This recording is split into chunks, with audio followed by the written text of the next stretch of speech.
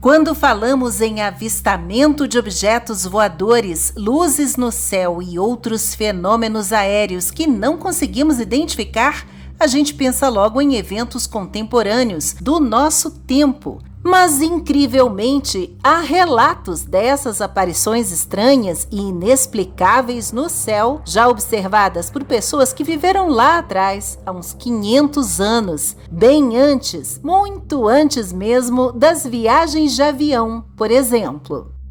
Olá, amigos da história! Tudo bem com vocês? Neste vídeo selecionamos alguns desses relatos do passado, mas apenas os que foram registrados na época, seja em cartas, diários, jornais ou qualquer tipo de publicação daquele período, desde o século XVI. Também optamos por aqueles avistamentos testemunhados por mais de uma pessoa, na verdade, por muita gente, ou até por uma cidade inteira, como foi o caso de Nuremberg, na Baviera, no dia 14 de abril de 1561. Mal amanheceu e os moradores presenciaram um espetáculo no céu, que parecia ser uma batalha aérea, como eles mesmos descreveram. Eram 2 ou 3 cilindros voadores bem grandes que lançavam bolas azuis e pretas, além de coisas que lembravam cruzes da cor de sangue. Havia também tubos de vários tamanhos equipados com esferas que eram disparadas, uns contra os outros. Ainda teria surgido lá em cima uma imensa figura alongada, parecida com uma lança ou uma flecha escura.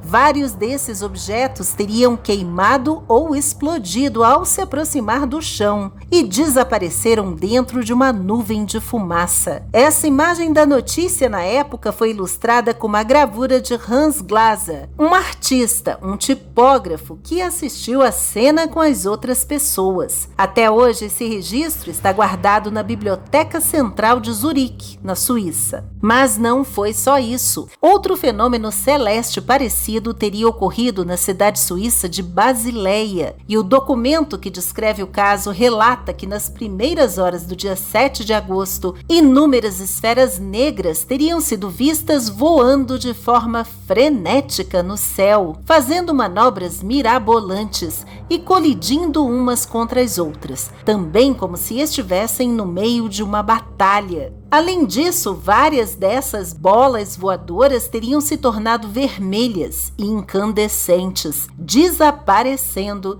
depois que foram consumidas pelo calor. Por essa mesma época, poucos anos antes, eventos extraordinários também ocorriam no Brasil colonial. E foi tudo documentado nas cartas que jesuítas daqui mandavam para os superiores deles na Europa. Além da suposta aparição de objetos voadores não identificados, também há o relato de uma abdução, o sequestro de um índio, Mané Moaçu, da tribo dos Temiminós, uma tribo tupi. Ele era irmão do famoso Araribóia, que lutou ao lado dos portugueses para expulsar os franceses, invasores inimigos que também tinham aliados indígenas, os tamoios. Mané Moaçu era um índio guerreiro do litoral do atual Espírito Santo, que em 20 de janeiro de 1558 foi batizado pelos católicos e passou a usar um nome cristão, Sebastião de Lemos. No mesmo dia foi celebrado o casamento religioso dele com uma mulher da tribo, que já era sua companheira. Mas poucos dias depois, Mané Moaçu simplesmente desapareceu. E quando reapareceu na aldeia, estava cambaleante e em estado de choque, contando uma história inacreditável. Numa carta do dia 13 de julho do ano seguinte, o jesuíta Antônio de Sá explicou o que aconteceu.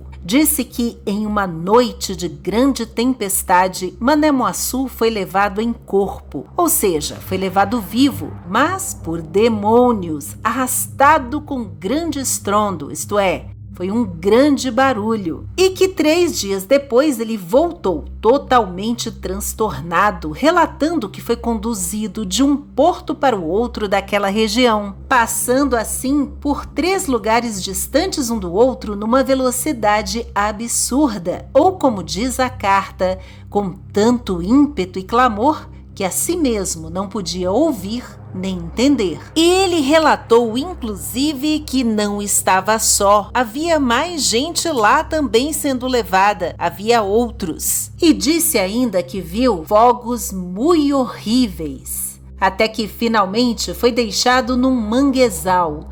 A carta menciona também que o indígena estava apavorado e passou a fugir das pessoas, que eram confundidas com os tais demônios que ele temia. Bastante traumatizado, doente, Mané Moaçu acabou morrendo pouco tempo depois. Relatos de aparições e dessas luzes não eram incomuns naquela época no Brasil. O próprio José de Anchieta, padre jesuíta respeitado, falava nas correspondências dele sobre essas lendas indígenas, sobre entidades da floresta chamadas de curupiras e sobre uma coisa feita de fogo, uma coisa iluminada que se movia e que na língua tupi era o boitatá, muito temido por todos, e que Anchieta descrevia assim: não se vê outra coisa, senão um facho cintilante correndo daqui para ali, acomete rapidamente os índios, e o que seja isto, ainda não se sabe com certeza. Já no século XIX, no Japão, os habitantes de uma pequena vila dizem ter tido contato com uma suposta alienígena que chegou pelo mar dentro de um barco muito diferente quando foi avistado aparentemente à deriva e resgatado pelos pescadores. Essa história é contada em 3 textos diferentes escritos pouco depois do evento, mas bem conhecidos no Japão e com versões parecidas. O barco era oco e tinha pouco mais de 3 metros de altura e quase 6 metros de largura. A parte superior tinha várias janelas feitas de vidro ou de cristal, enquanto a parte de baixo era coberta com placas de bronze. O lado de dentro daquela embarcação era decorado com textos escritos num idioma desconhecido, com vários símbolos estranhos que ninguém soube decifrar. De lá saiu uma mulher jovem que aparentava ter mais ou menos uns 18 anos. Tinha cerca de 1,5 metros de altura, sobrancelhas e cabelos ruivos, com um penteado jamais visto antes por ali. A pele era de uma cor rosa, muito pálida, e ela usava roupas longas e lisas, de tecido desconhecido. A moça começou a falar, mas ninguém conseguiu entender o que ela dizia, e ela também não parecia compreender o que os pescadores falavam. Além disso, a estranha visitante sempre segurava uma caixa nas mãos e não deixava que ninguém tocasse. Assim, jamais se soube o que havia lá dentro. Um velho da aldeia sugeriu então que devolvessem a estrangeira ao barco e ao mar e deixassem ela ir embora. E assim fizeram, sem descobrir de onde ela vinha ou quem ela era. Os pescadores perplexos julgaram que se tratava de uma misteriosa mulher de outro mundo. Mas o que será que esses povos antepassados realmente viram? Talvez fenômenos astronômicos?